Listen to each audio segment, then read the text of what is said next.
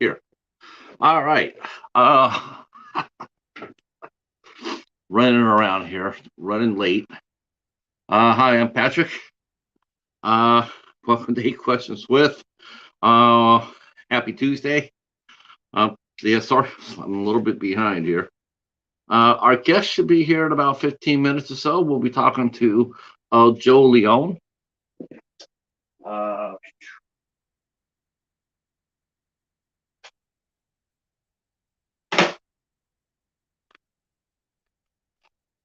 I guess I should grab this because we'll be talking about it. See, I'm running behind. Joe Leone directed. I believe he wrote this. Nope, he directed it. So this is Reap from Bayview Entertainment. I will be providing the link down below uh, for Joe. And yeah, I'm looking forward to this. I reviewed this film, and what I really liked about it was you could definitely see that Joe is very bright. Uh, he's very skilled. Uh, but what happens with like a lot of excuse me, low budget filmmakers is that they're hampered by money. They don't have a lot of money to spend, and sometimes that affects their movies. But a discerning film goer, film watcher, or whatnot, you can actually see that. Hi, Aaron. Welcome into the show, sir. Um, you can see potential. I mean, you look at George Lucas. I mean, he made what? He made a low budget space film. What was that? TH-1138, I think it was.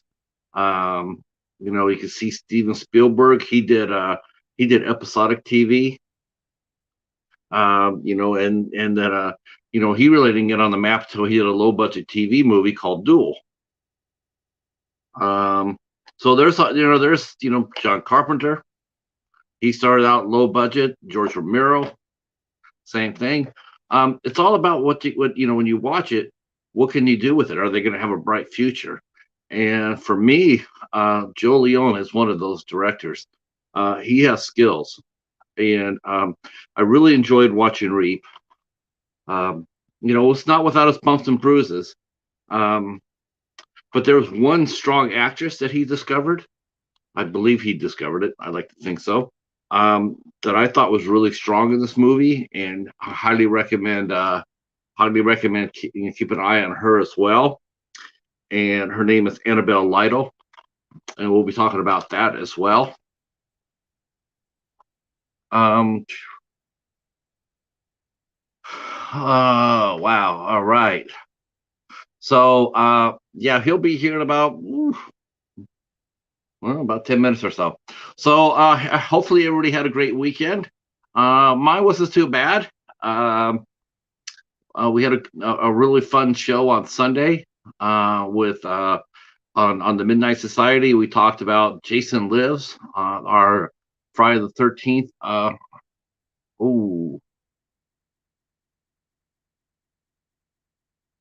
uh, so um, so yeah, I'm sorry. So we did Jason Lives, and now we're going to be doing Jason Part 7, Friday the 13th, Part 7. We're going to be doing the New Blood on this Sunday. I'm also very happy to mention this. Don't worry, we have replay, Star Lord, and you were missed, by the way, Star Lord. We were looking for you, but we also know a lot of people watch WrestleMania, so we understand. I mean, we like wrestling fan. We're wrestling fans too, so we get it. Uh, but I do have some really good news, some exciting news. Our ISC Midnight Nights, we're going to be back in action this Sunday at 7:30. I'll be posting a link. I'll be posting a banner. It's going to be on Cadaver Club's page, Ben from Cadaver Club. I'll put that. I'm going to put that in the description box. I'm going to make a banner for it on Facebook, and then I'll put it on my Instagram as well. So we're going to be back this Sunday. We're going to be covering Relic. So I will let you guys know about that as well as far as the time goes. And we have a special guest. We will be joining us. Super excited about that. Yeah, that's what I love about replay, Star Lord. I mean, you know what? That's the beauty of it. Um, you can just go back really what's really good about it for our format is the fact you can listen to the show as a podcast. You don't have to sit and watch it. You could just turn it on in the background and do whatever you need to do, and it plays like a radio program. Um, so uh, that's the beauty of shows like that and this. That you don't have to watch it. Whereas sometimes you have to watch a video, you have to watch a clip of a movie, someone doing a movie review or whatnot. Um, yeah, so you don't have to worry about that. All right. Let's see.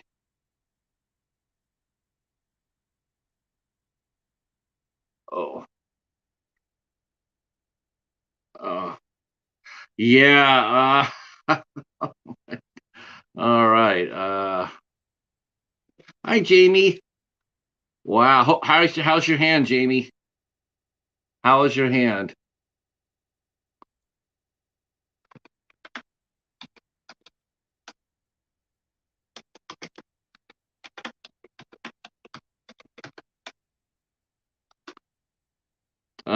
Seeing if Joe is letting me know where he's at. Um, he knows the time to fur here, but I sent him the link and everything, so I have not heard from him. To tell you the truth, I'm a little worried. Most of the time, I like to hear from the guest before the show, so hopefully he's all right. Um, he offered to give me his phone number yesterday, but I don't like taking people's phone numbers, as you know. I don't really. I'm just here for an interview. I don't want to invade anybody's privacy or know their number or anything. Hey, Kevin, how are you? Yeah, that's what I look like. That's what it looked like to me, Jamie. It looked like to me like he got bit by a spider. Yep, I've been bitten by those. That's not fun. Well, maybe she'll turn into Spider Jamie. It worked for Peter Parker. Just saying. How are you doing, Kevin?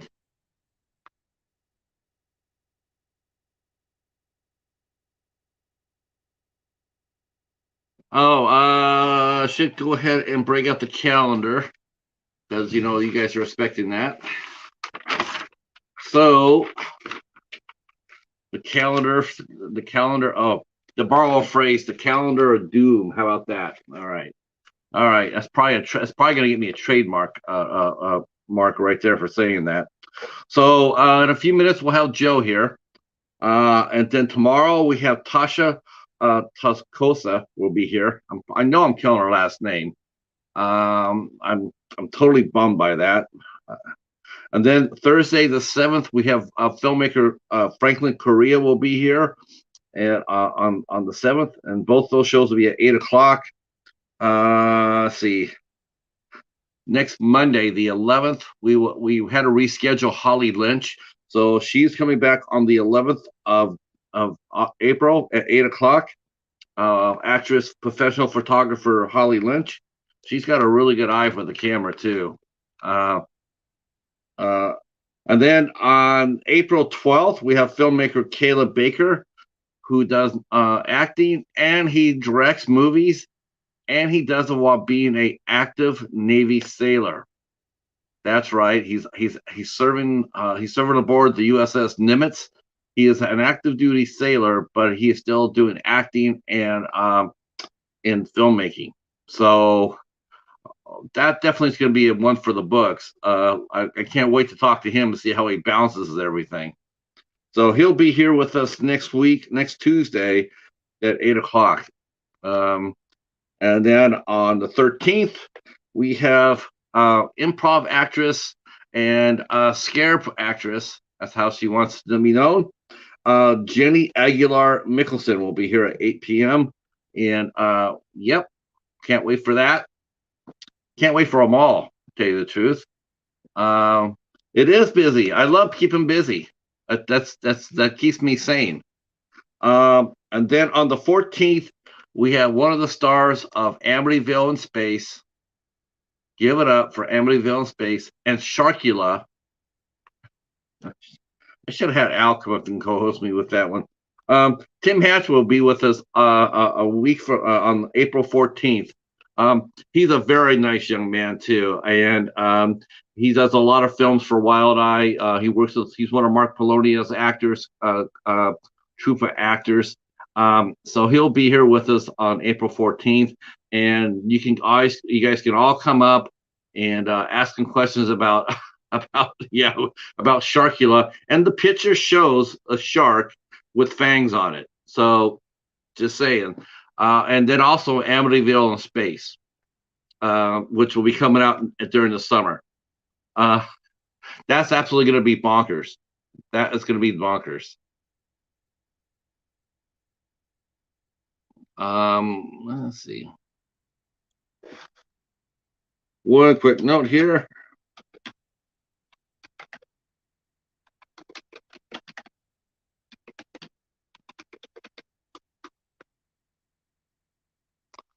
All right, Joe, where are you, buddy?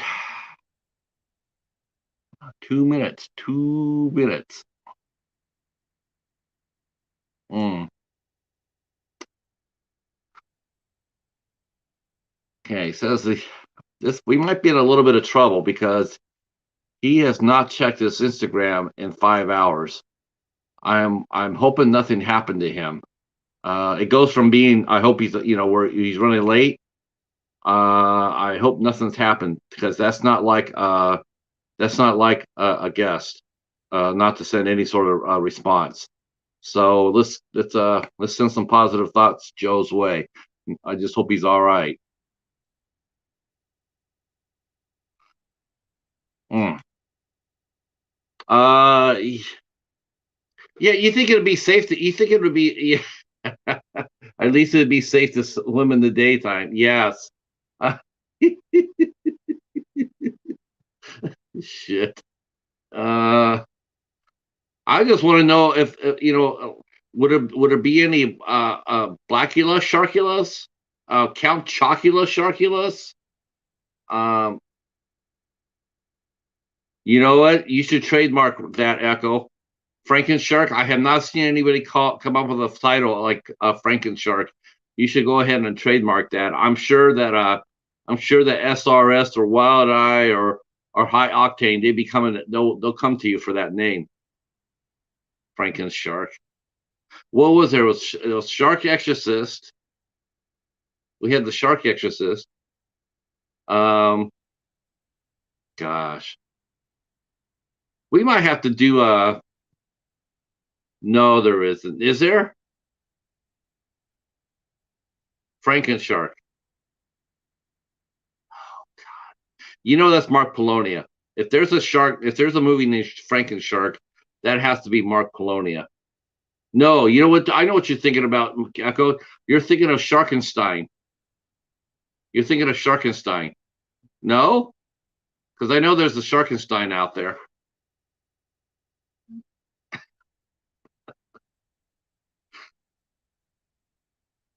Oh my gosh, there's a zombie shark.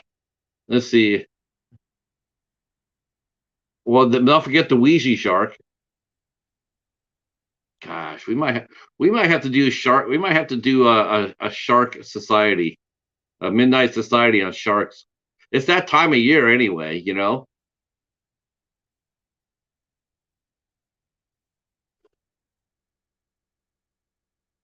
I'm gonna ping him and make sure he's okay. Uh,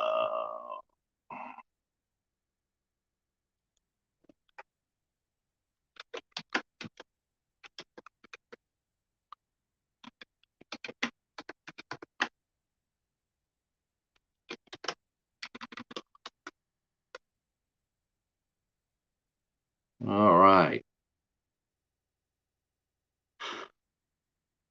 Yeah, you know what? I know that's not. I know that him.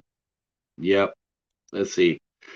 When you did your shark werewolf, wasn't there one called whale wolf?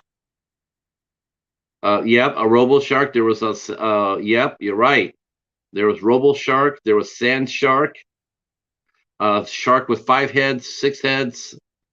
When I did my video on shark movies, I came across a lot of shark related movies. Bad CGI sharks. That was really fun.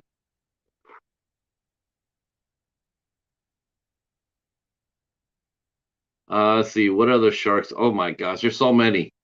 You got. I mean, Active Entertainment does a lot of shark movies too. Mississippi sharks. There's Ozark sharks. Wow. Uh, oh crap, he's here.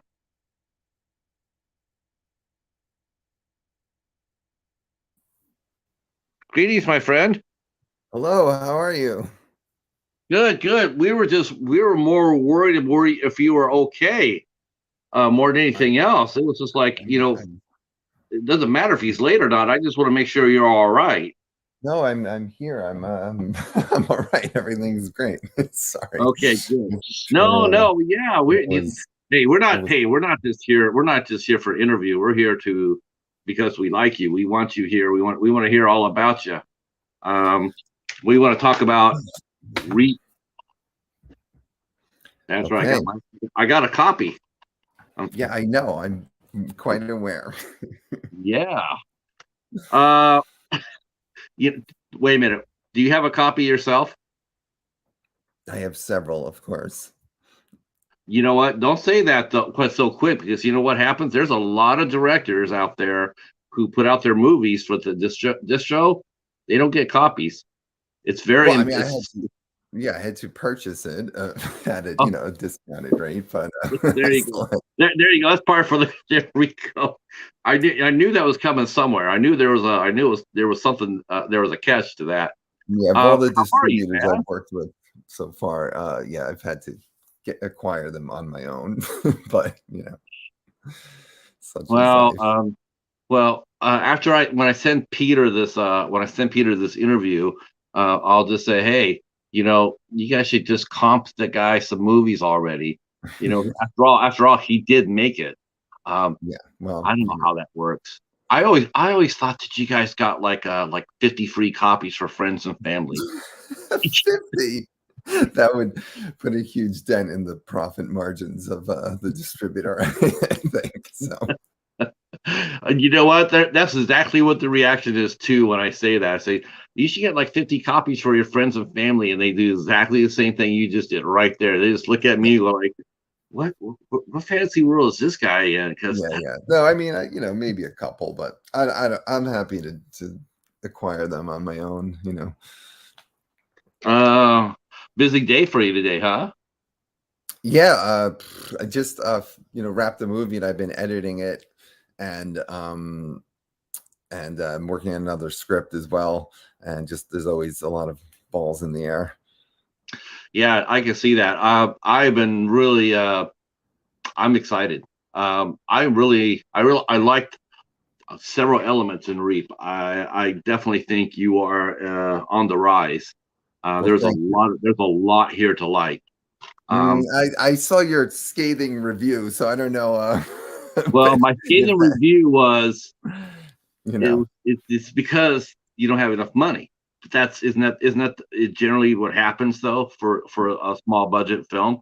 I No, mean, I mean, I also take a lot of the blame on myself. It was the first like normal feature that I directed, and I mean, there's never any money, but right. no, there was a lot of. I mean, it was a huge learning experience for me as a director and as a producer.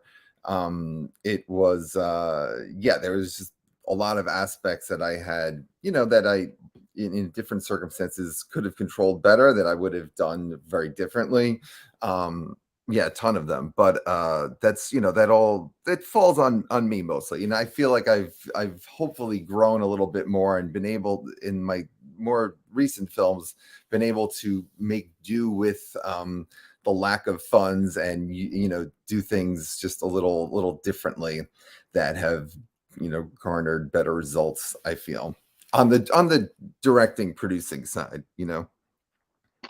Yeah, I mean, that was really my, because, I knew the budget was small, obviously, but, you look between the lines, you look and go like, yeah, it was a little, yeah, it was a little bit, it's a learn. You could definitely say it was the learning experience or whatnot, but Mm. it's all about the potential. What's going to happen in the future? Like to me, it's like you're kind of director, and you if you read my review and listened to it, I said that too. I says, give him some money. It's time to give him some money because you have skills. You definitely have an eye. That's what I really like. That's really what I took away from this, and the fact that the acting, okay, but you did find one really strong actress. I mean, that she has a future too. No, I mean, I Mm. can't agree with you more about that. I do disagree that I mean, I found I understand if everyone has their own opinions on performances and all of it, but no, I mean, no, I personally I found a lot of the actors to be quite good for for their experience level.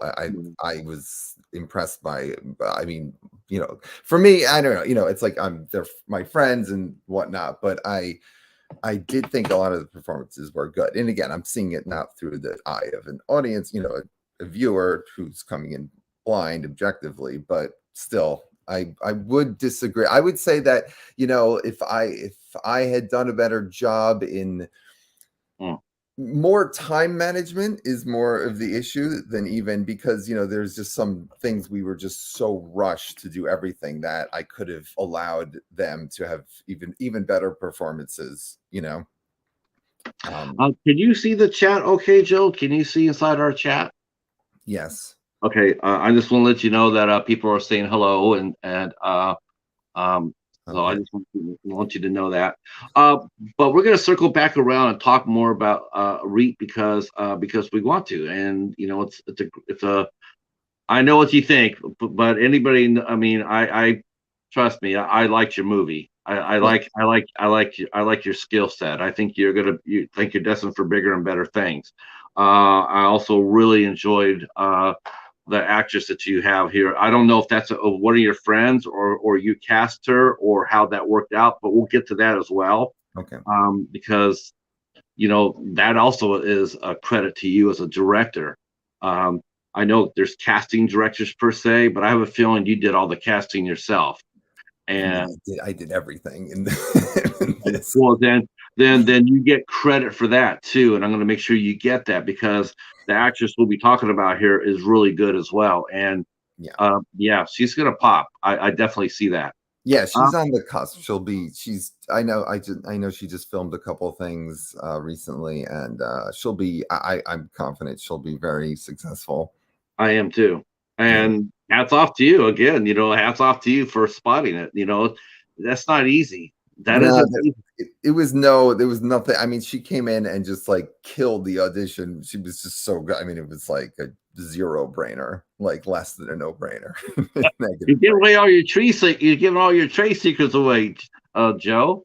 Uh, There's all no right, so secrets. I'm going to ask you the only preset question I ever ask anybody in our interviews, and that is, where were you born and raised at? Born in Westchester County, New York, like an hour north of the city. Right at the cusp of where Westchester meets Putnam County. So I'm like suburbia meets the woods. So I was still very, very woodsy upbringing. And yeah, I was born there, raised there, and then went to school upstate and came down to the city and have been here ever since. So you're New York City based then. Yeah, I mean, I'm in Brooklyn. That's where Okay. we do a lot of shooting down here as well. Um, so what was it like living in Worcester? Is that saying that right? Westchester, West, yeah, it's just the county above New York City. I mean, it's like I've said this before. It's I go a lot of places in the country, and any suburban area, like truly suburban, it's like the houses styles change a little, the roof tiling is different, but it's like, these kind of cookie cutter neighborhoods. It's all very similar. Accents are different, but and attitudes maybe a little bit, but it's a very homogenous kind of feel. I think growing up in suburban life. Wow, looks like someone else has seen the movie here.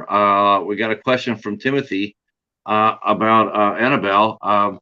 Did she surprise you, or did you have a type of actress in mind already, and she was perfect for the role?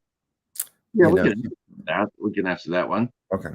Yeah, I I mean, think she was exactly what I was picturing for this role. Just someone very like smart, confident. The character or these things. She's that as a person too, but she really did a good job of because there's I mean, with all the characters, there's an underlying darkness to all of them.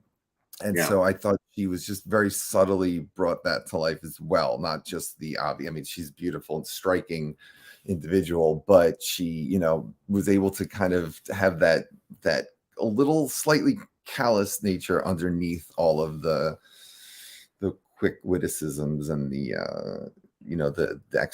exterior veneer of this very like confident person. She still has this underneath thing that's happening, which really I think gives the nuances to her performance. But Um, she was yeah. she was it. She was always number one for that.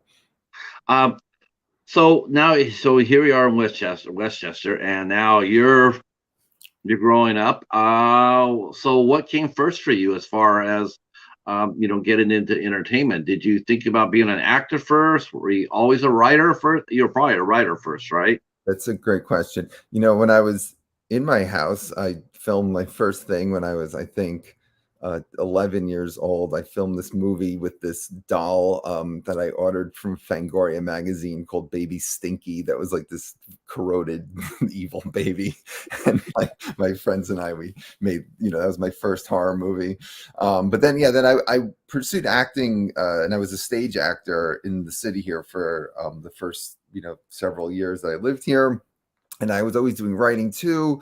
I did sketch comedy. I had my own groups, and then a friend of mine who's a screenwriter, who's very successful guy, who he kind of took me under his wing and taught me, how to do screen crafting.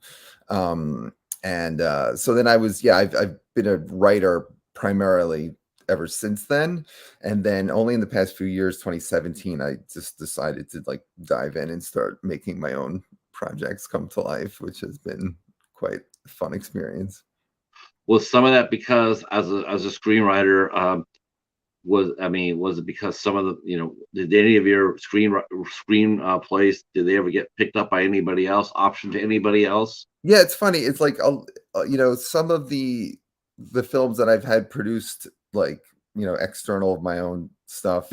They're in genres that there's I do a lot of comedy as well. So I have one comedy that was made called Meant to Be Broken, which I thought came out great, and that's like my voice, and that I'm like super happy with that. And then the other things that I've worked on other films in the writing capacity, they've been genres that are not like my typical genres. There's a movie coming out now called Layers of Lies that I helped the director write, and it's like an action movie set in Iran.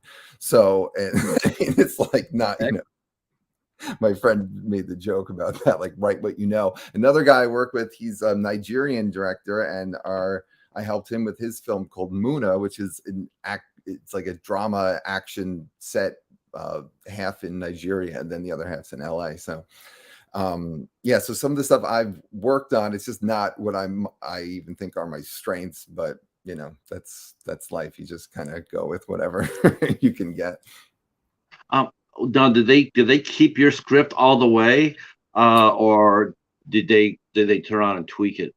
And So Meant to Be Broken was the director and his writing partner. They did some tweaks to it, and they improved the script a lot. Actually, they made it more commercial, more they just improved it, and I was happy for that. Another script I optioned like a couple years ago called Half Sisters. That the producers and I worked on it. They optioned it for me. We worked on it for about a year, like 12 drafts. And then the topic, it kind of just kept shifting a little bit and a little bit. It's a thriller. It's like another kind of, I was going to direct this myself because it's set in one location. That was the initial idea of the story. These two sisters who are like hate each other, and they're trapped in this cabin while these people are kind of terrorizing them from the outside. Anyway, so that we worked on that for a really long time. And then after that, they brought in another, so then they were going to produce it, and they brought in another writer who did, I think he did like a massive rewrite of it. And that movie is out now. That's in well, it's not out yet, but it's in post-production, so it'll be out this year. So we'll see. And I think that from my original vision, that is like very, very different. I think the only similarities are that it's like still in a cabin and there's still the sisters, but everything else got wildly changed. What do you think your main strength is as a screenwriter? I mean, do you think it is comedy, or you think it is horror? I mean, from what I've seen, I think you can do it all.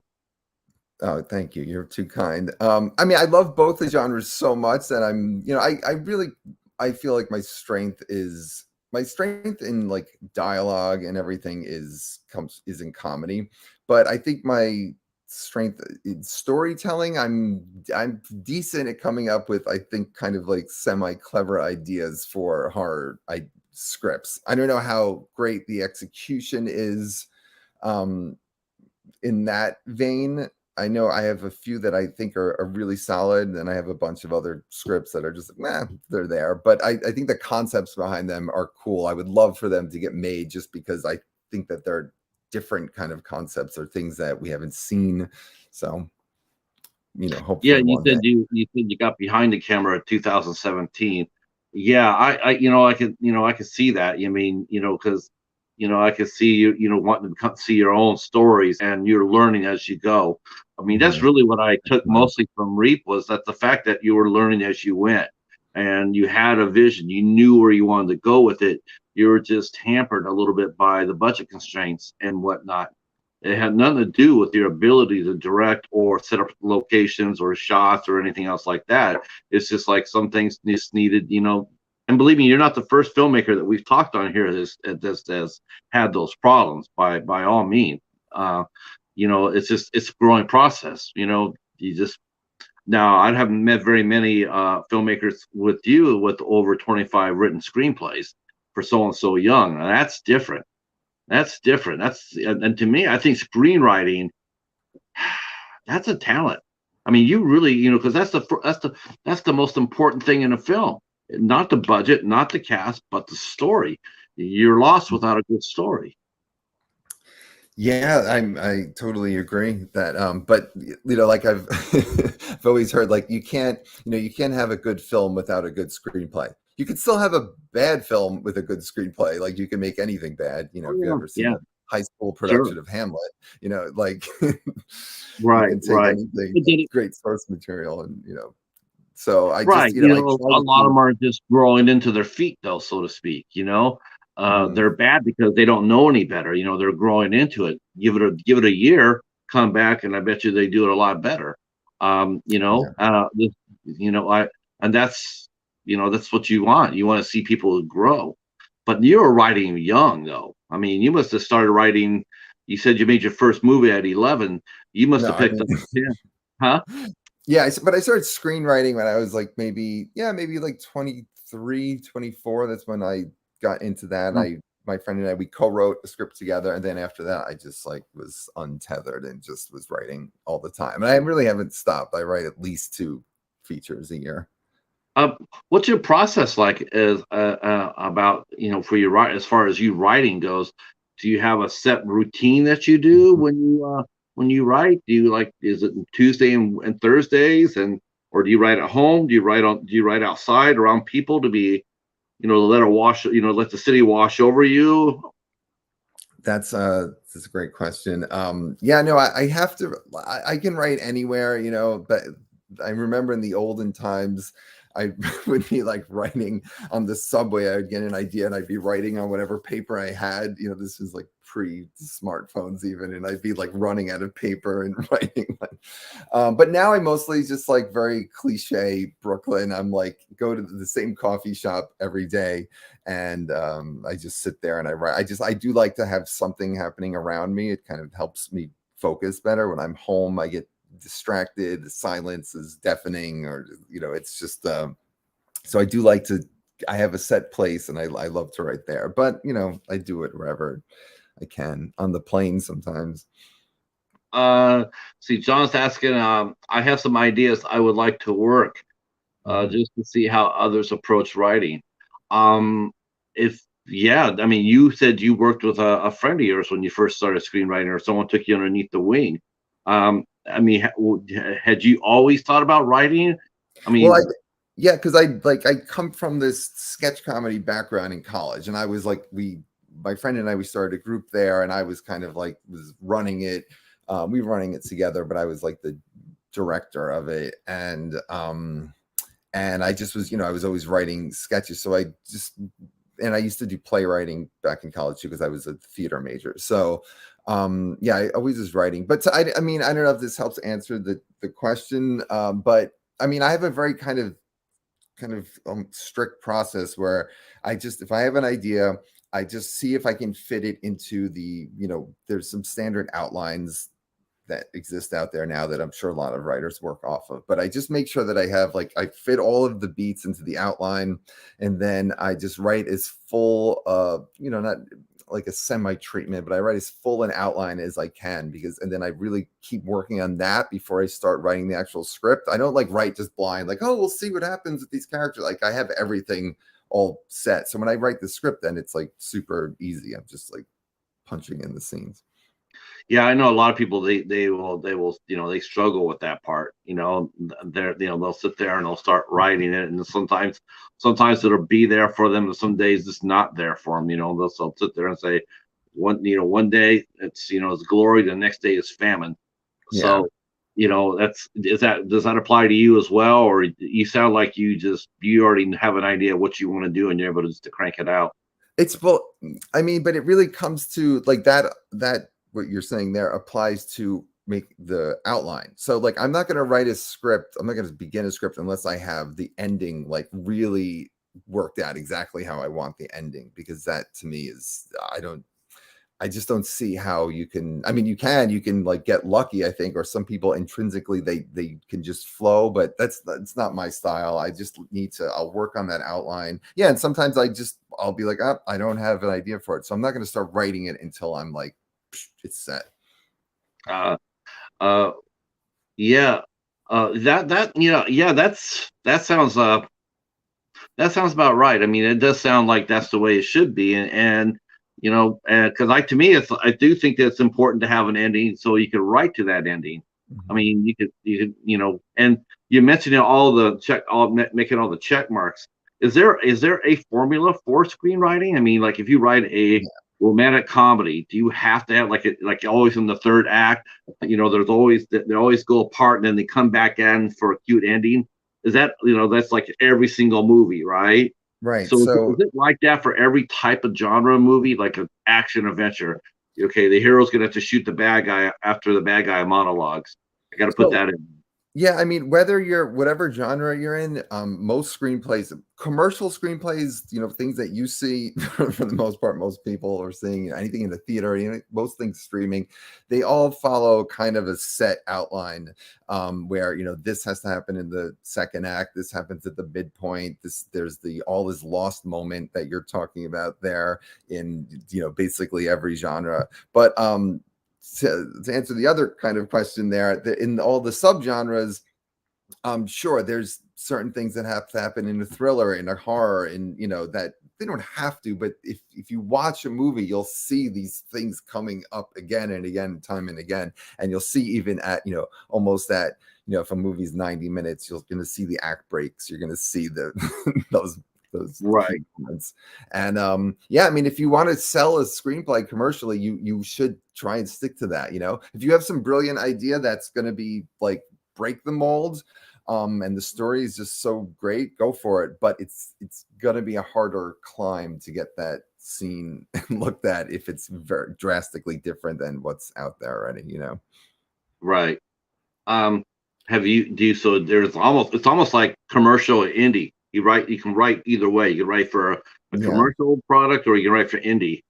You know, yeah. I think indie has more freedom, but it's also going to be harder to get made. It's unless you know, if you're doing it yourself, like I'm doing, you know, then I don't have to answer to anyone, so I can kind of break formulas or whatever. But you know, you see even too when if you stray too far from the way, you know, the structure, then it's this, you know, it's not just there for a reason, just, you know, to sell it. You know, it's like the story can suffer, you know, and you can, you know, you see that happening in the actual film as well. But yeah, for sure, in the indie world, you always have more freedom, but I would say just be careful with that freedom that is afforded to you because you can go Um, off the rails.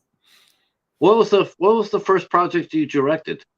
So the very the very first movie I did is called Parched, and it was, you know, I just like, it was 2017. I was waiting on a very big project to come through for several years. I've been working with these producers, and it was supposed to happen. The director was attached, this and that, and then it just kind of fell through, and I was so disheartened that and at that time I was waiting. I was just waiting on a lot of things. So I said, I'm over it. I'm going to just do my own thing. So I just said, okay, so what can I do that is going to be super cheap and that can be filmed in a way that, you know, I don't need the best camera. I don't need this and that. And I was like, well, this POV horror is still happening. People still are consuming these movies. They still like found footage. You know, this is like Yeah. X amount of years after Blair Witch, after it kind of peaked.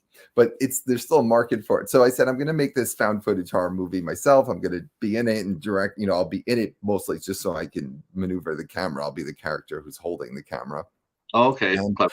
so I did this movie Parts. The actors, I found them. They were all great. It was like, listen, I'm nobody. I've done nothing. You want to come with me in the woods and make this horror movie? And it Oh, that sounds sounds like, like a winning project. I mean, you know, Mom, if I don't come back by Monday, yeah, um, people's moms were definitely checking on them. It sounded like the were they sketchiest thing really? ever, but they all were like, yeah, let's do it.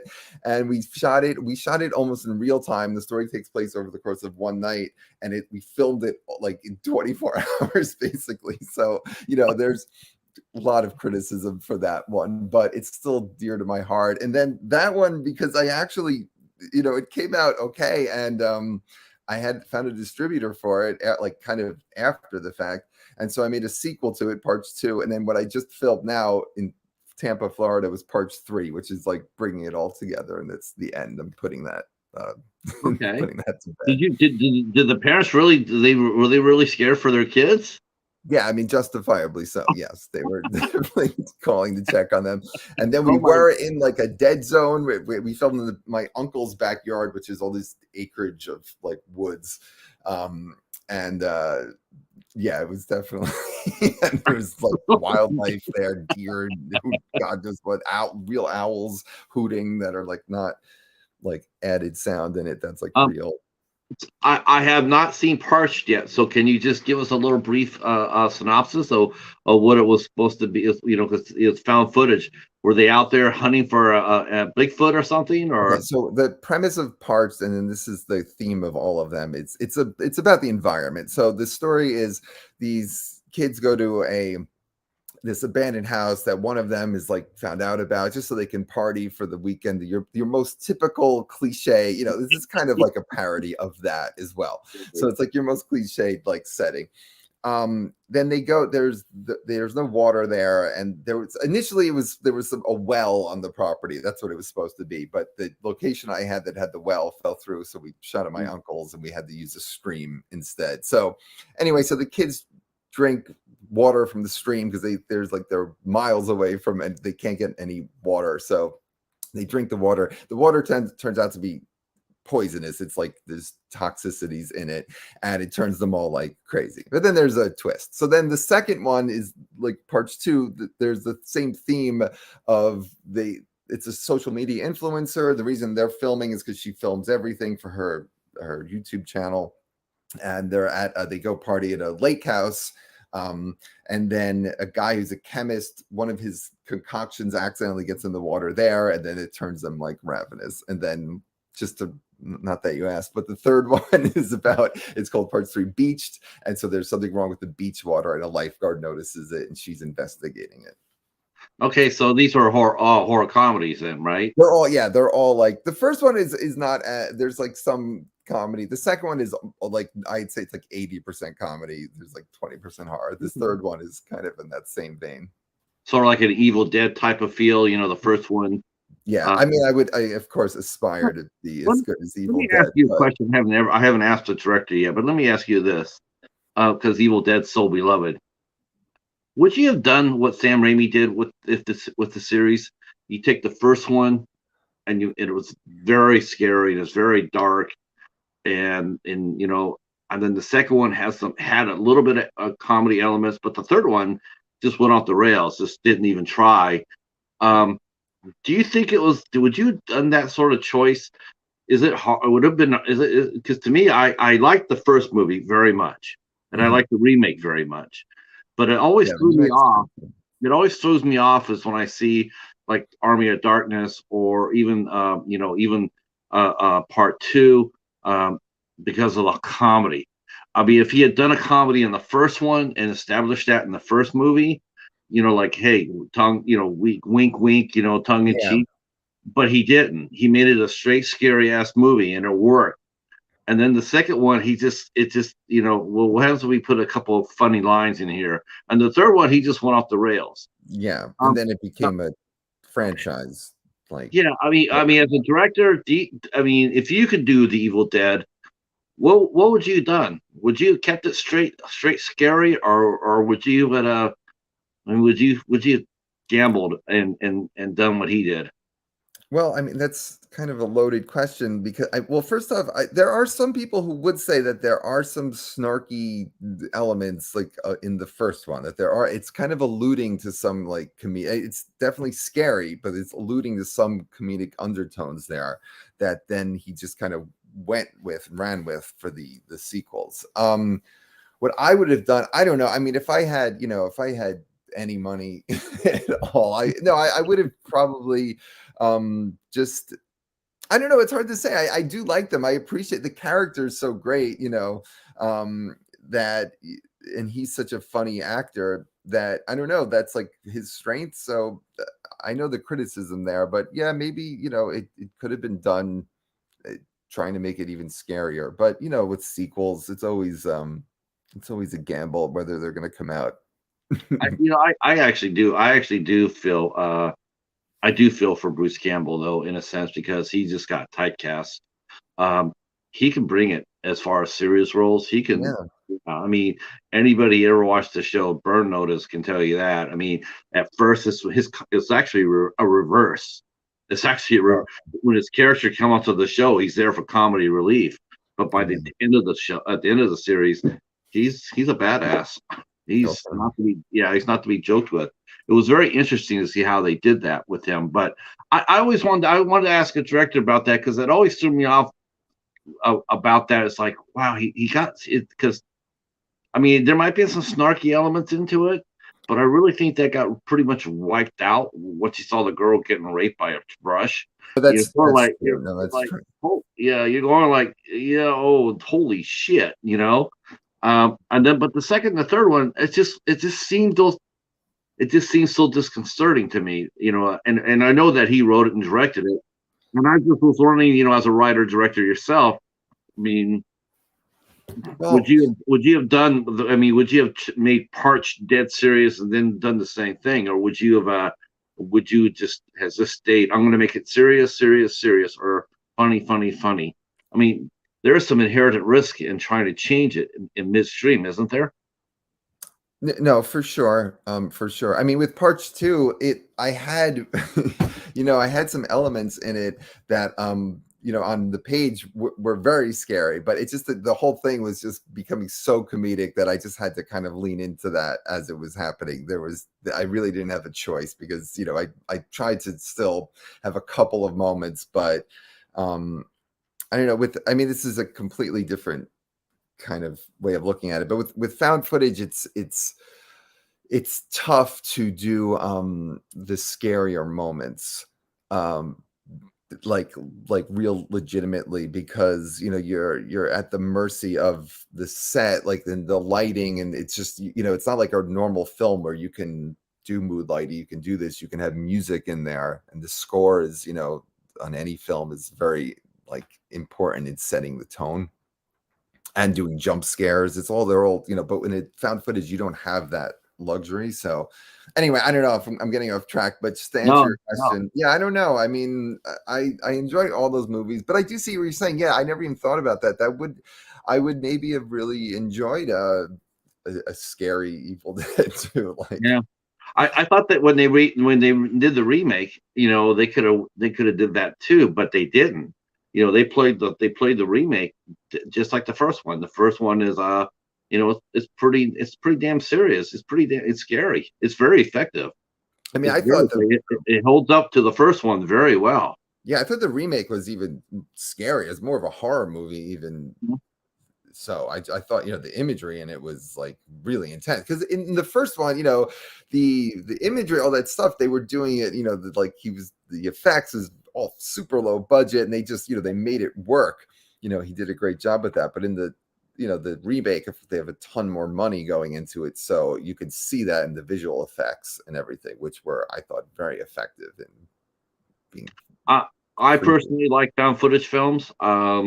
I'm one of the rare people that she'll probably meet that actually stands up and says, "Yeah, I'll take a good score. I'll take a good." Even though at the end of the movie is sort of the only thing that's rough about found footage is you're pretty much gonna know, hopefully not, but pretty much always someone's gonna buy the farm. It's like, there's always gonna be, it's not like someone just picks up the camera and finds the film footage and like Right, everybody else went off to happy ending. That's the only thing hard about writing or watching found footage films is, did the person doing all the filming, did they die? Pretty much like they always do. I'm yeah. still waiting. I'm still waiting for the one where it's like, yeah, I filmed everything, and I saw something scary, but I'm going to leave my camera here and run for my life. And then you can find it if you want. But Interesting. found footage is fun, and a well done one is very fun to watch.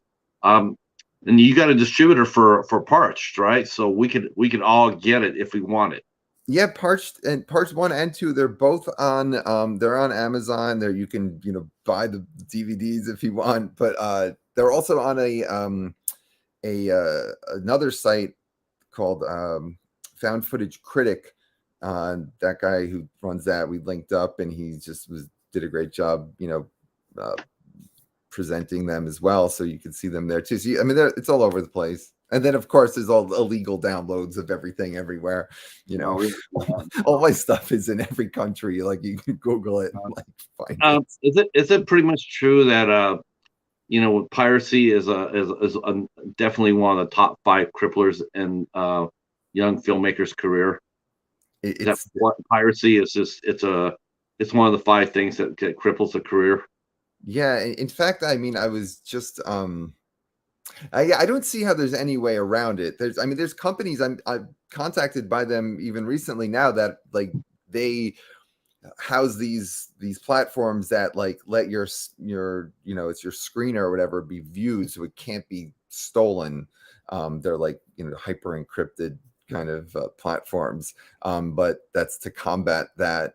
And in general, but I mean, once it's out there, it's just like people have technology, they can just yeah. And for a big budget movie, it's like it's not going to hurt them at all, because it's by the time they make all their money in the opening weekends, or they sell it, and that's that. But for a small indie company or just individual like myself, it's yeah, it's not great. But what can Oh, you do?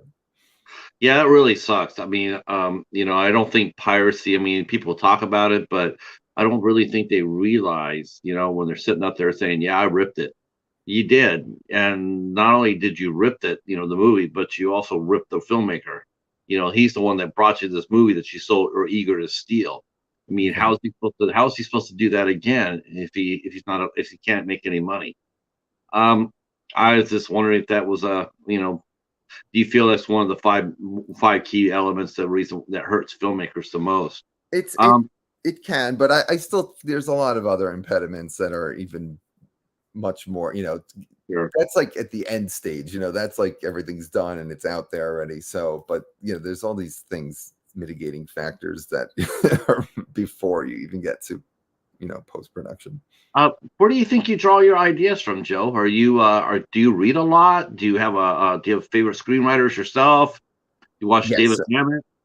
So yeah, I like Mad. Yeah, I mean, I like all of the classics. I mean, I come from, growing up, I was a huge horror fan, so I just have this like catalog of horror movies running through my mind all the time. I also was like voraciously reading Stephen King when I was like a teenager. I mean, I wasn't that weird a kid. I mean, I've always been weird, but I like just love King. I still think he's like best in the business, and there's somebody who's like an endless fountain of ideas and like every single subgenre. But yeah, I do. I read a lot of different genres, like, and I feel they always give me something. You know, just there's always some element you can take. I just was reading, the girl with the dragon tattoo, which again has nothing to do with horror on the surface, right? But there's a lot of elements to that book that I was like, yes, this is like stylistically, I love this. And there's just like certain character things. So you're always, as a creative person, whatever you do, you're always stealing from like people that are better and smarter than you. So why I, not? I would like to think not to use that word. I don't think it's so much stolen as It's an inspired. homage, but it's like there's, Like that. I mean, Al saying, sounds like him, horror movies all the time. Oh my gosh. Tell me, you don't watch all horror movies all the time, though. I mean, I watch everything. I love movies in general. And now, it's like the golden age of TV, and I'm addicted to like so many shows as well too. But no, I watch everything. It just depends on the mood you're in. I will say though, in the fall or like October, I'm like very entrenched in horror. Oh, right, right, right. It's Yeah, just it's, I definitely agree with you. Halloween and in November, and Thanksgiving and Christmas. I don't know why, but those 3 months, you're right. It's all about the horror.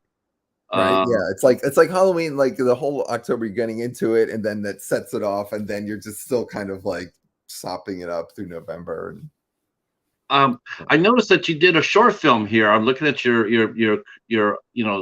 because I wanted to talk to you about this.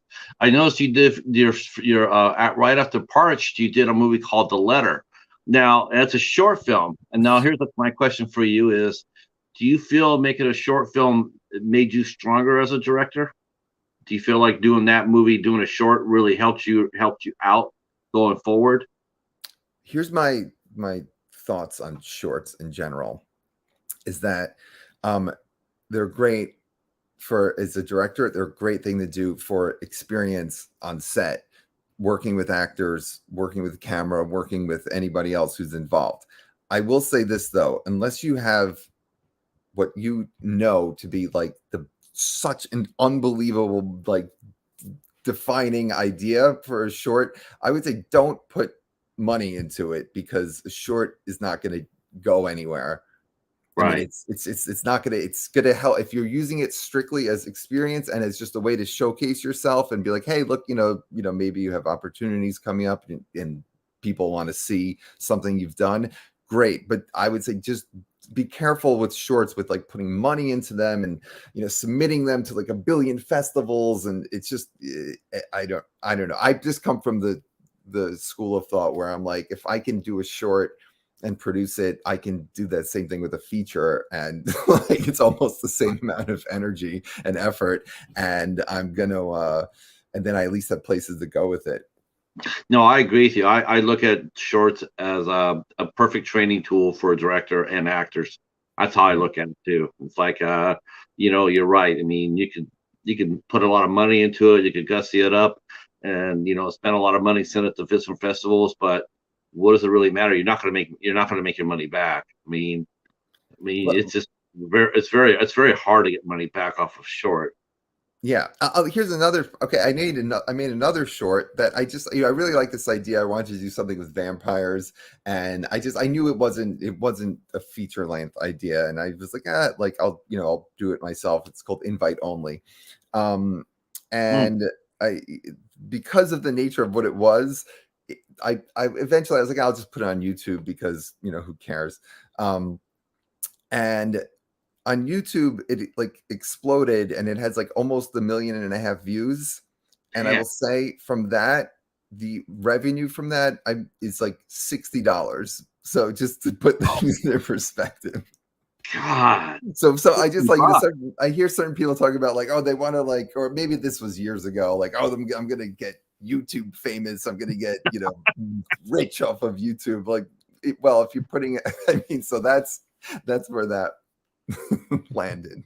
At $60. Boy, you know Of though, which of which but I you know spoke what though? I There are some filmmakers that we know they can make 3 movies off that. that's true. Al saying, did you say vampires? Yes. Yeah, If you take if lesbian you take vampires to Yeah, if be you take a good specific. look at Al's name, you'll see why he said that. Oh, I can't see. I can't see who's in there. Um, It's Al Lucard. oh, okay, I see comments. Okay. Yeah, there we go. Al Lucard. All right, You nice. get it?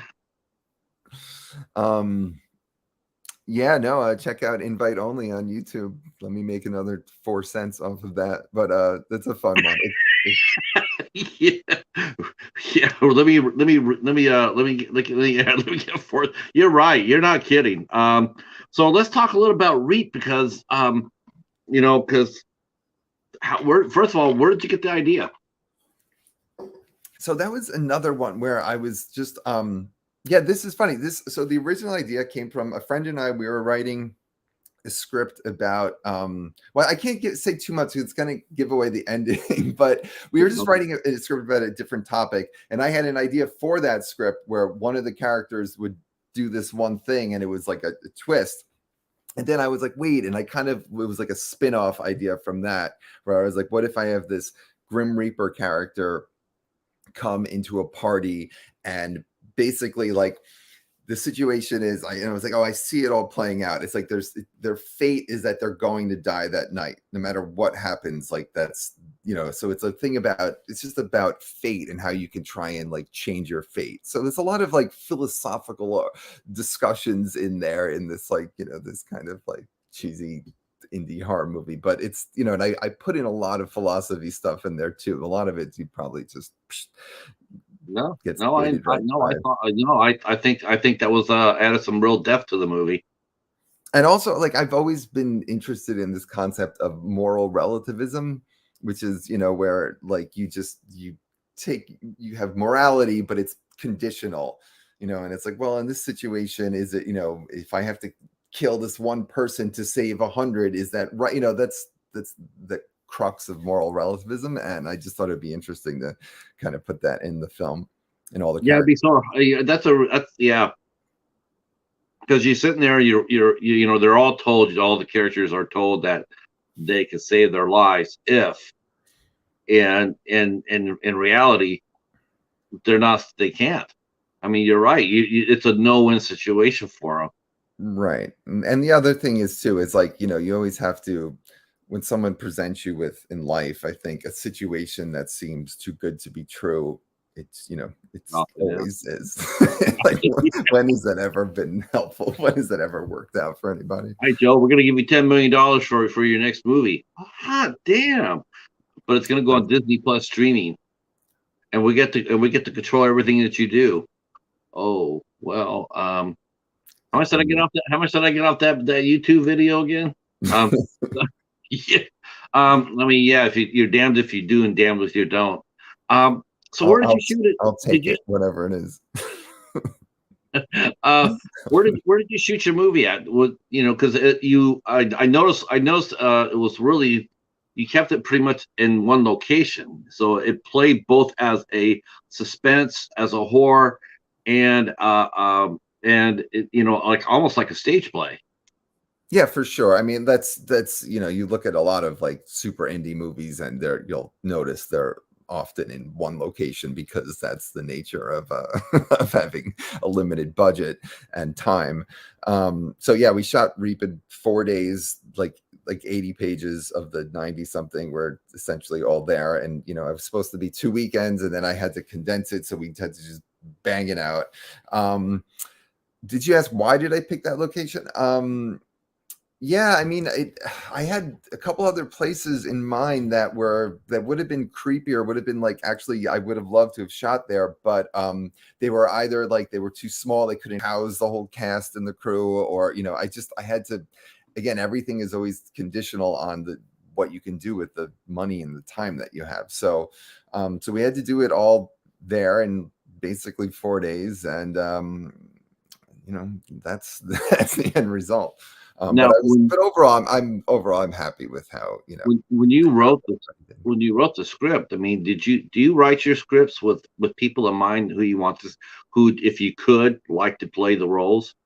Like, you know, like let's say your next movie that you write, would you like, and you have a main character, would you write it to fit Annabelle? Yeah, for sure. So I read, like, you know, I write two different ways. I write scripts that I hope to option or sell, or, you know, that are bigger budgets. And with that, I'll write, you know, with like, you know, famous actors in mind, you know, that's the goal. And then the stuff I'm doing for myself, I have this whole, you know, cadre of like these really great actors I've been working with the last like 5 years. So I do write parts with them in mind for sure. I've worked with this girl, Remy, on several of the projects, and she's phenomenal.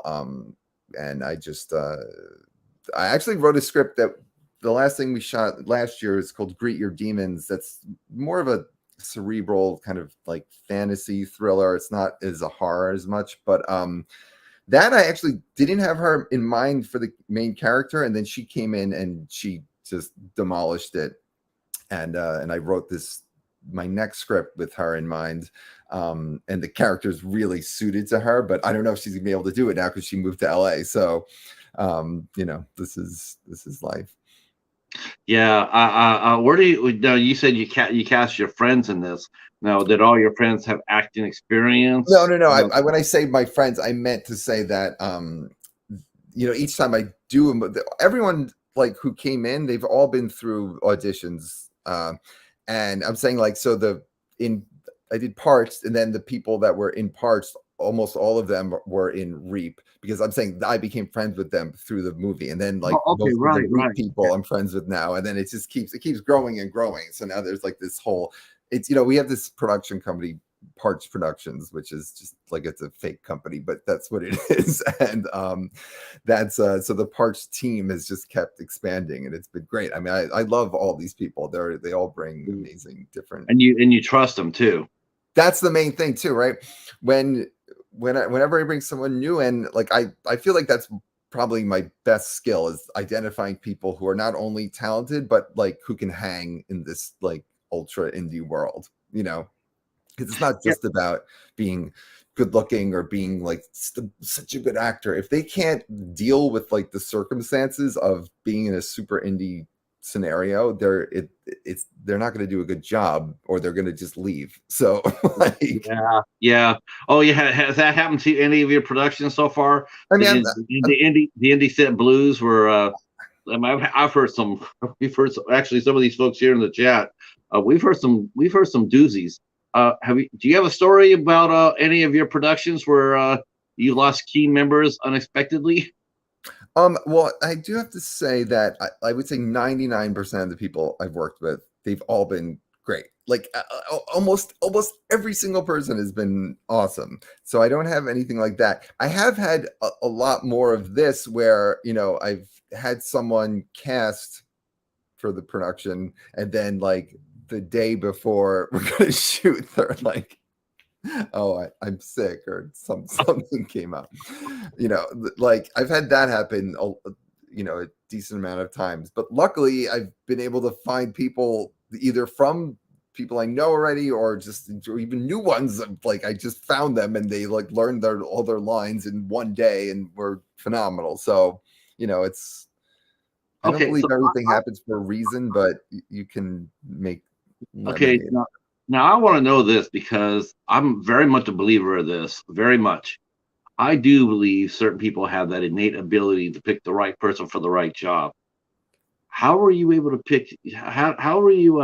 How did you spot Annabelle in And your work? How did you? You see a lot of actors. I'm sure you saw a lot of actors, but I mean, it's very rare. I'm not really harping on her just to be just because the reason I'm bringing this up is because I mean, and please, no disrespect to any of the other casts, but they're here and she's here, and it's obvious. To the viewer, you could see she's just so much better, and and that happens once in a while. It happens once in a while. Most of the time, it's pretty much even. But once in a great while, you'll get somebody who's just like stands out, and I was just I'm just sitting there going like, wow, she's like yourself. It's like you know, damn, Joe's got a vision. He's got some skills right here. He knows, he's gonna go. He's just gonna go. Um, um, and to yeah. me, it's like, well, did how I mean, how do you cast your movies? What do you look for? What's that spark that makes it work for you?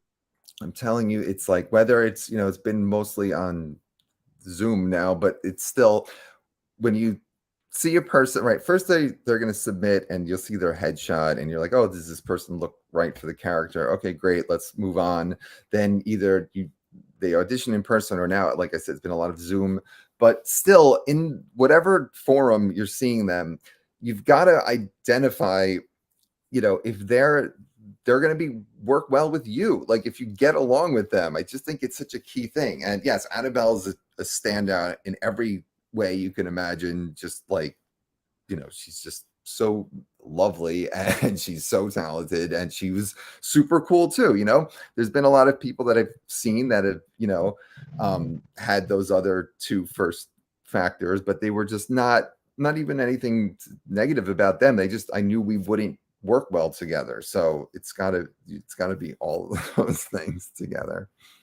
Um, so let me think about this. Let me reset this next question here.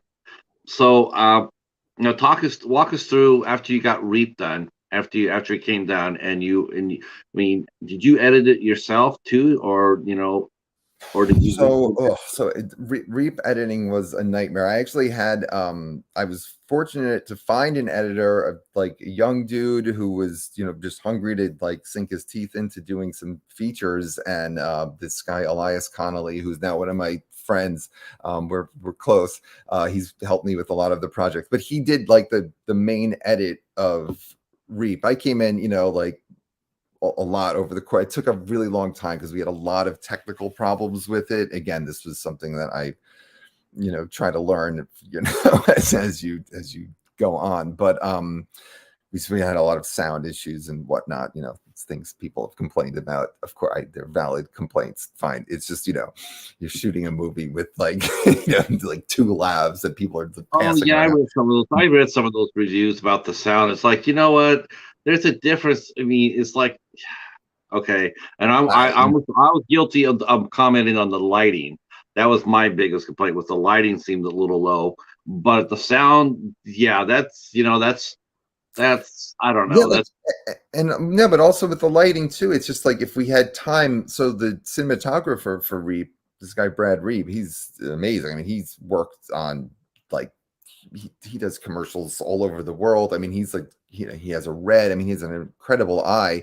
And so there's like one scene in Reap, right, when the girl at the beginning, the girl's in her room and she gets stabbed by the guy. It's like the oh opening yeah, scene, that right? was yeah. So if you look at that, we had that was a day not at the house. We shot that in my parents' house actually. So we had plenty of time. So Brad had several hours to set up the lighting for that shot. It's only 20 seconds of the movie, but it's like if you look at that, all the stuff in that house, he had time to like light it the way he wanted, and it looks amazing.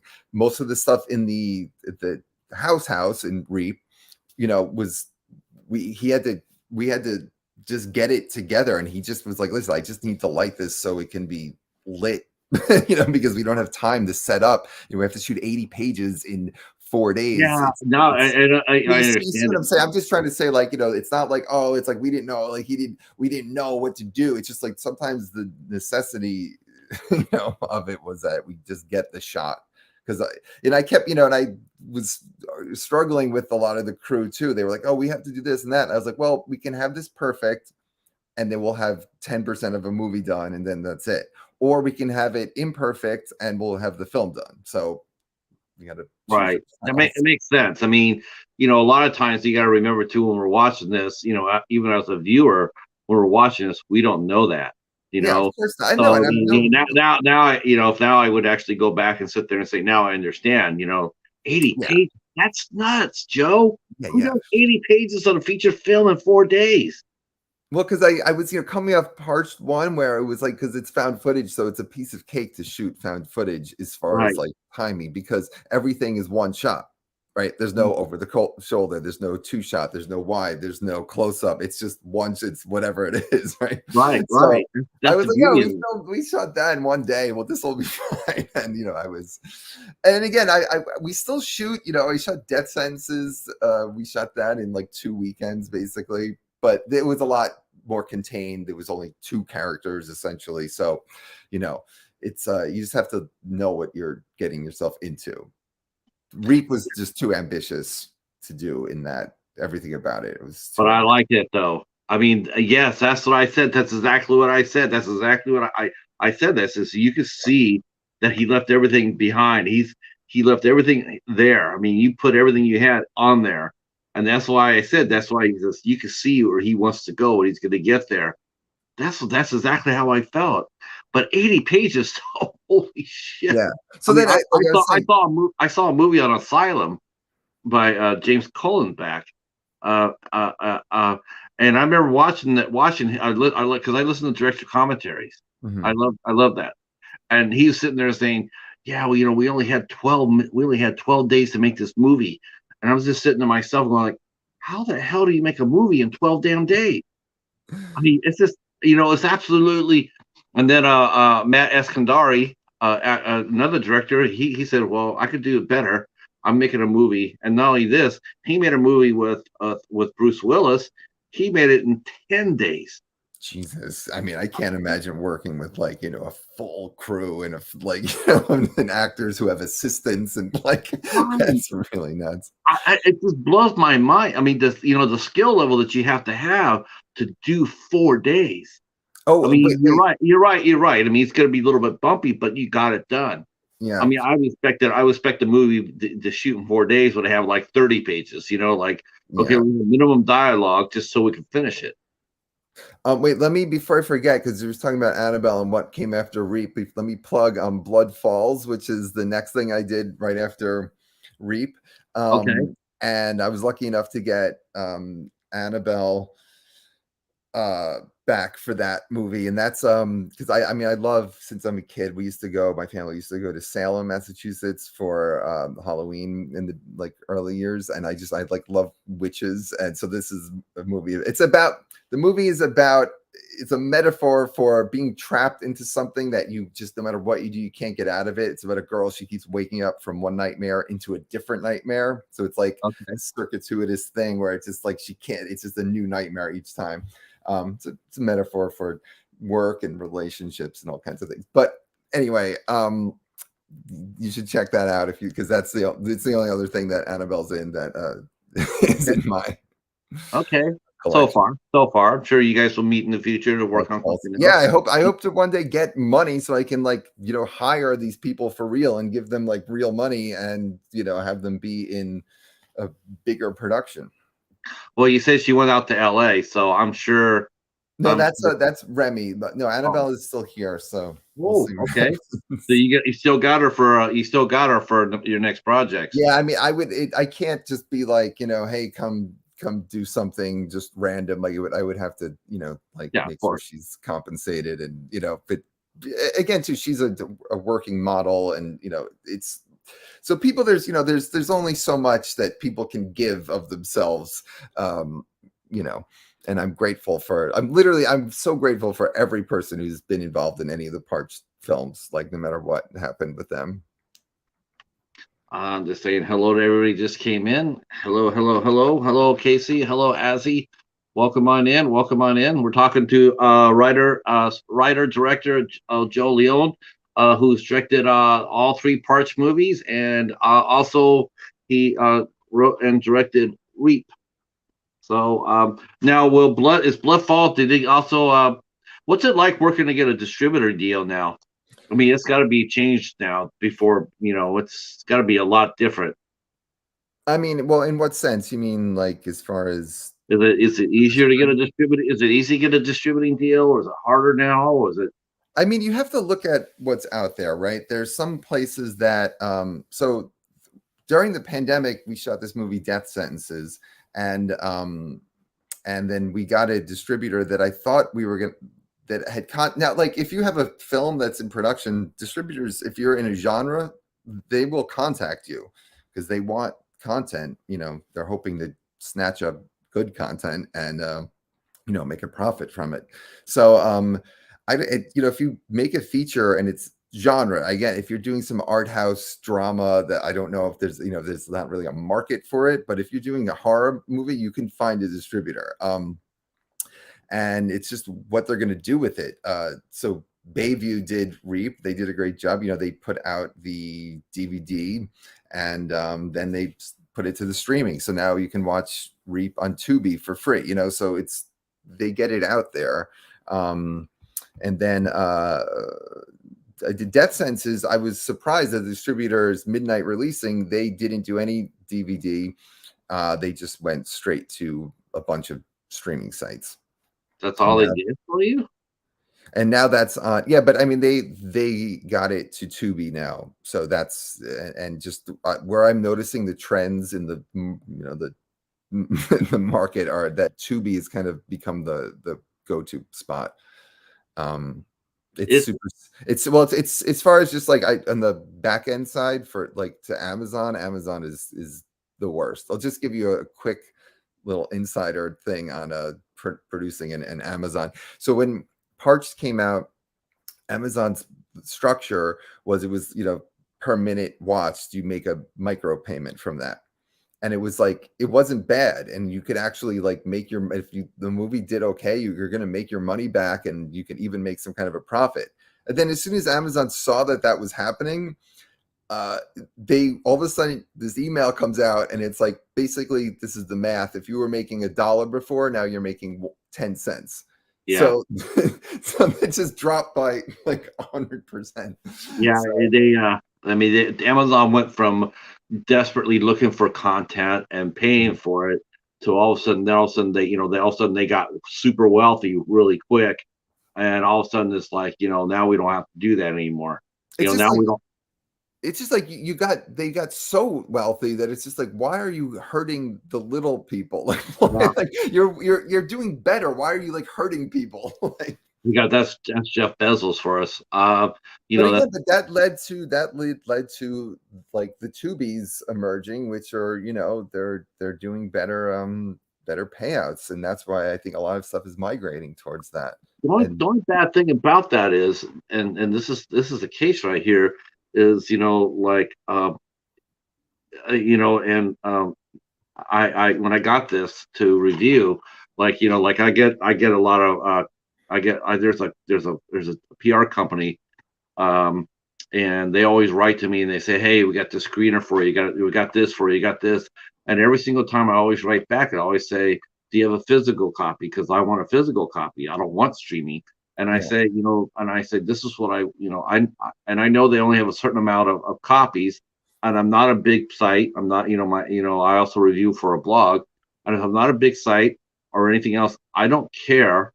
I don't care if you rip a copy and has a watermark on it. I don't care, but I want a physical copy. I don't like watching things on streaming. I just don't. I'm old. I'm old. I like sitting back in my couch. I like to have a little bit of food. I like to have the remote right there, and every once in a while I'll look at the back of the this DVD, or I might want to stop it and come back to it. And I always have it here.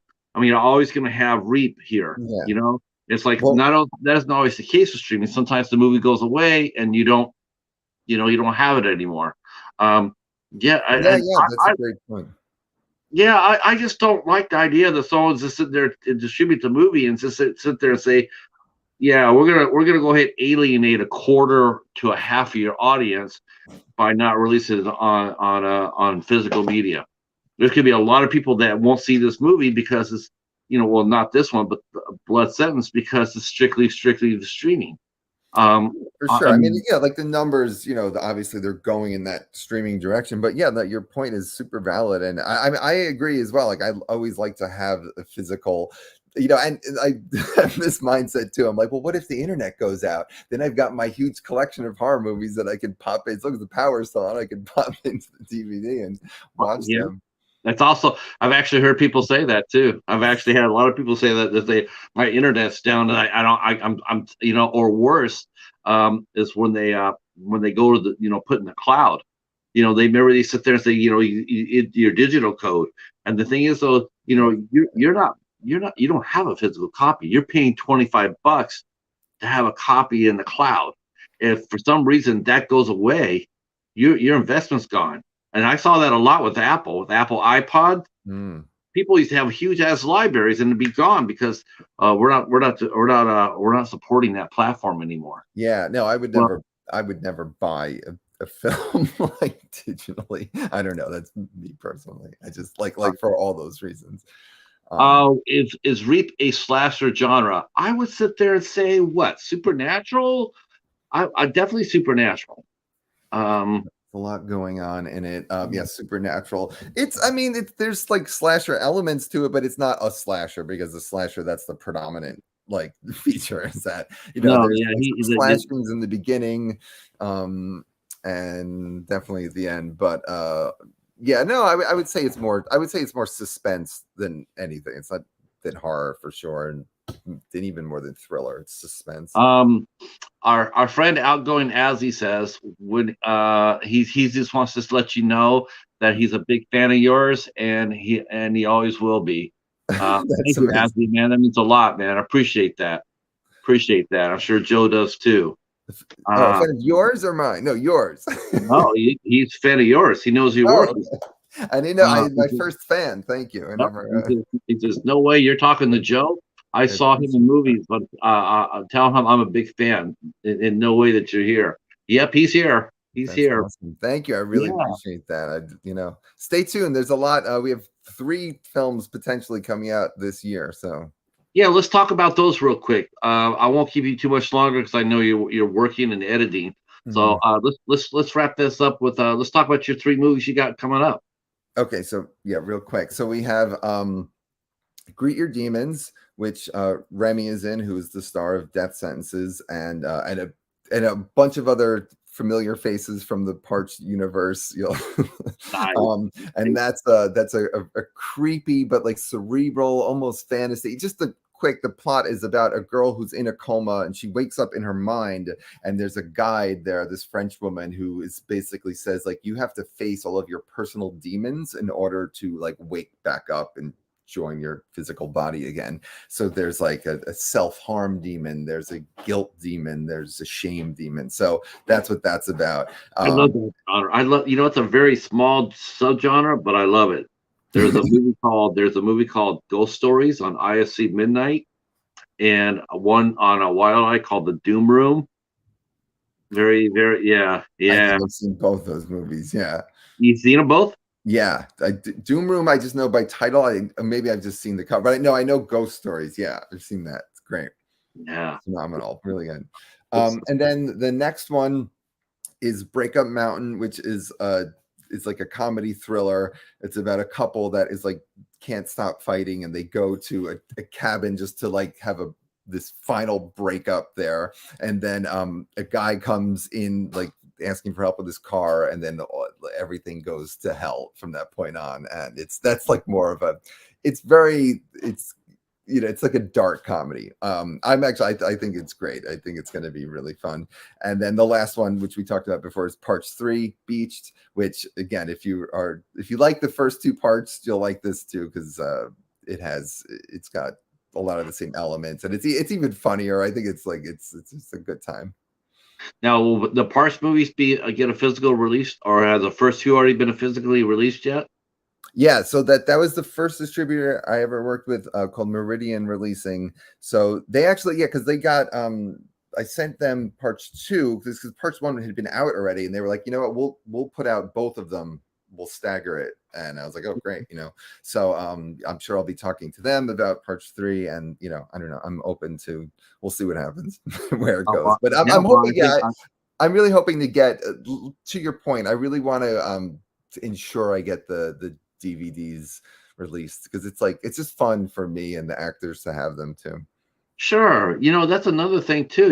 Like I said, I mean, really, I remember the first time I asked the director, I talked to him, and I talked to him and I were talking on Twitter, and I told him how much I loved this movie, and it's one of my favorite Blu-rays. It's like, I said I got sent a Blu-ray, and I reviewed it, and I said I just love your movie, and he goes, you got a Blu-ray? And I go, yeah, they are the distributor sent it to me, and well, he says, how many did you get? I said, oh, I just got one. I said, I said, he says, okay, it's one more than I got. I was like, damn, I didn't know that. He says, no, Yeah. I didn't get a movie. They didn't send me one. And I was like, how the hell does that happen? It's like, I thought that would be the first thing that you would get in your deal. It's like, here, we're going to sell, we're going to make this many units. We're going to put them here, and then, oh, by the way, you get 50 for 50 of these to do whatever you wish for. Whatever you want. If you want to sell them at a convention, if you want to sell them on your website or whatever. I mean, a director should get something, and so should the actors. Well, Yeah, you watch your work on Amazon for 4 cents. That sucks. on YouTube, yeah, or Amazon. Well, now everything on Amazon you have to rent for like 50 cents. You'll notice a lot of like these super indie movies are all migrated to that. You can't just watch on Prime anymore, because there's no point for us. It's just like, just watch it for free, so it's like, give me 50 cents at least that I'm splitting with Amazon. Give me a quarter to watch my movie, thank you. Is that what they're doing now? They're getting rid of the free service? I wasn't aware of that. No, you'll see, like if you go to Amazon, a lot of movies that used to be on Prime, just like streaming, that you have to rent them. And I'm saying, like, a lot of the, like, Parts 1 you can rent for $1 or 50 cents, whatever it is now. Oh, okay. Well, you know what? At least if they do rent it like that, at least they'll more likely stay with it. And that's all right. That way they can see, they can see your work, and it's an excellent point too. Yeah, because if you have a movie that maybe it's like a slow burn, or it's like, where it's just, it's got some elements that aren't amazing, but the ending's good, like if they stick with it, you may be surprised. That was the problem with Amazon in the beginning. It was a lot of times people would, well, if you watch this movie to a certain point, then you would hit more money. And a lot of times people will come in and they'll just watch the movie. If they're not instantly wowed within the first 10 minutes, they would just bail out and go to the next one. And then you're stuck there going like, man, you didn't even watch 10 minutes, and you don't get anything for it. That isn't right. Yeah, what irks me is that, like, I don't care. Watch the movie, you don't like it, like, share your opinion. Great, it's like, it's democracy, it's freedom of speech. Do it. But I hate when people are like, I watched 2 minutes and turned it off. Worst movie ever. I'm like, all right, well, okay. No, you don't have to worry about that. I mean, like I said, I can't wait to see what you do next. I'm excited. That's why I was really excited for the interview, because like I said, I definitely believe you're destined for greater things, and it's going to be fun watching your career grow, Joe, for sure.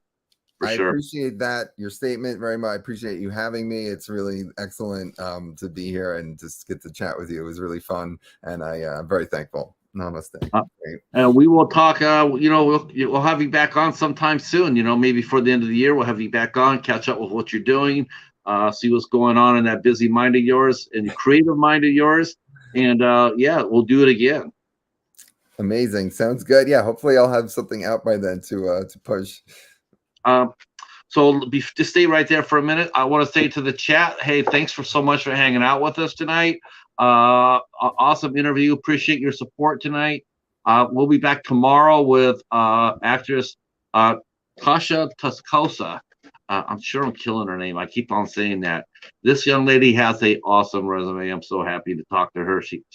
She's done some Bad Shark movies. She's done a lot of kooky stuff and a lot of fun stuff. So, and she also finished a movie called Amber Road with former guest Mike Ferguson, who's been on the show a couple of times. They just wrapped that movie up this weekend. She'll be here tomorrow night at 8 o'clock. And then on Thursday, the 7th, we will be having none other than filmmaker Franklin Correa. He'll be here. He's actually in your neck of the woods. He's in Boston. And he'll be here at 8 o'clock on the 7th. All right. We'll see you tomorrow. Thanks for coming. Peace. Thanks, everybody. Stay right, you're at, sir.